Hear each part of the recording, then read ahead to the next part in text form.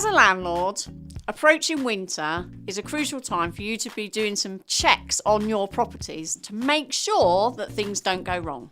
So here's the top 10 tips for things that you should be looking out for in your property and making sure that everything's okay for the winter season. My first tip is keeping warm. Check the insulation that you've got in the property and also check your boiler. If you haven't had it serviced yet, you need to get it serviced. As a landlord, you should have a gas safe certificate on it anyway. Most people wouldn't think about the outside of their property, but there's a few things that I'm going to tell you about that you need to check. One of them is the roof. Make sure that the tiles are not cracked or moving, and make sure that everything is going to be watertight for when we get all that snow and rain in the winter. Third tip, protect pipes. Something else that we might not think about, but make sure that any external pipes or pipework in the loft is fully insulated, because if they get too cold, you're going to know it because you'll be rained on.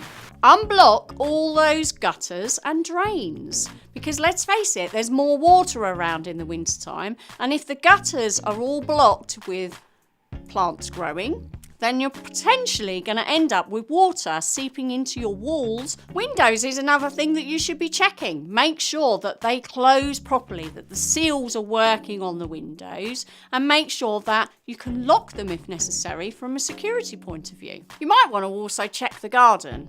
Have a look at your fences and fence posts, see if they wobble a little bit, because they're likely to come down when we get these winter gusts of wind. So make sure that you've got your insurance up to date and that it's going to cover you should anything happen during the winter time. If it snows and there's snow and ice on the floor outside of your property, maybe your tenants might want to clear that snow, so provide them with a shovel, for example, or some salt to put on the paths so that they don't slip over. And also check that your tenants aren't using other heaters that you might not have tested.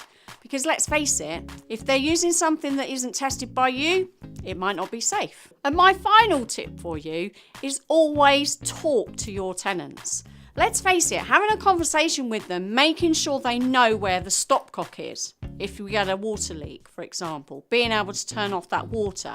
Making sure that they understand the problems of damp in the property and mould that can become a problem during the winter when windows are closed, heating is on, no ventilation, etc. So make them aware of it so that they know what to do. And if anything, advise them that they should have a boiler working at all times, even if it's on low but on constant during the winter time. Will stop everything freezing up and hopefully stop you having any problems.